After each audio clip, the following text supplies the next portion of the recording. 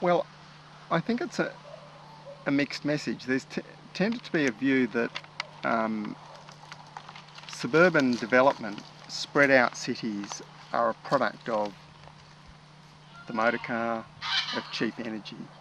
And although that's true, the suburban landscapes are no denser in human settlement than some of the densest settled intensive agricultural landscapes in the world.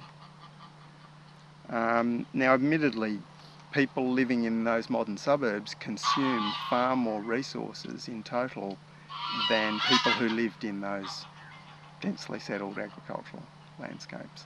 Like somewhere like the Red River Delta in Vietnam, it's higher density of people, just living more or less totally self-sufficient off that land than Australian suburbs.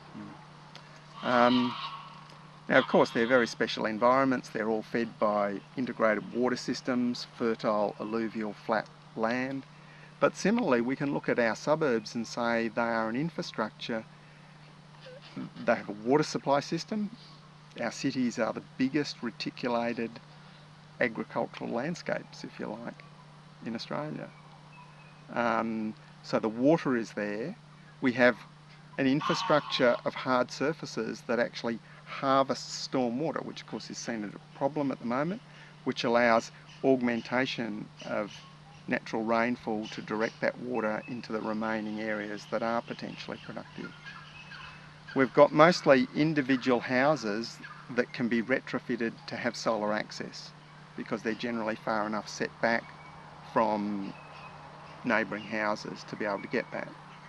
Now, that might involve cutting down a lot of gum trees and other things in those leafy suburbs. But there's a lot of ways in which the suburbs can be incrementally retrofitted in an energy descent world. And one of the things that I think a lot of the urban planners miss is they assume that any future framework will be driven by public policy and forward planning and design. Whereas I think, given the speed with which we are approaching this energy descent world and the paucity of any serious consideration or planning or even awareness of it, we have to take as part of the equation that the adaptive strategies to it will not happen by some big sensible long-range planning approach, but will happen just organically, incrementally, by people just doing things in response to immediate conditions. So if you live in an apartment in a multi-storey building, and you've got to work out how to try and retrofit that in an energy descent context, there's a lot of complex technical infrastructure involved. There's a lot of complex organisation and coordination with the mutual owners or whoever the owners of that building are, and it's very technically complicated.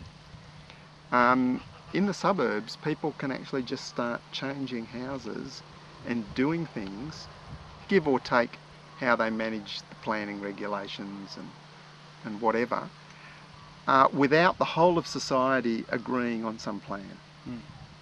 And so that, I think, is a really key aspect, that the suburbs are amenable to this organic, incremental adaptive strategy where someone does something here and then other people learn from that, and where we don't say, yes, we need all of this laid out, the great plan, the roadmap, because I think there is a great danger in, if you look historically, at people who think they've got this great plan for how it's all going to work, and just be really wary about those people, and whether they're sort of the great plan for the pure Aryan race, or the great plan for many other things. I think we've got to have a lot more faith in incremental organic processes. In practical terms, what that really means is that big suburban houses that have 1 or 2 or 3 people living in them, and mostly not present, will actually people will readapt to live and work from home sort of situation. So, look, home-based businesses, people take the double garage and dump the cars out, which won't be so useful, and actually set those up as workshops, making things. Backyards, again, will have food production in them. And the street, which is a dead place at the moment in Suburbia, will again become an active space because people will be present rather than commuting away all the time. Now, that recreation of active urban life would be not that much different from what existed prior to and even into my childhood in the 1950s. I mean, it's not really a radical thing to envisage suburban life where there's larger households. Now, whether that's a family or whether that's some sort of shared household where people are taking in boarders to sort of help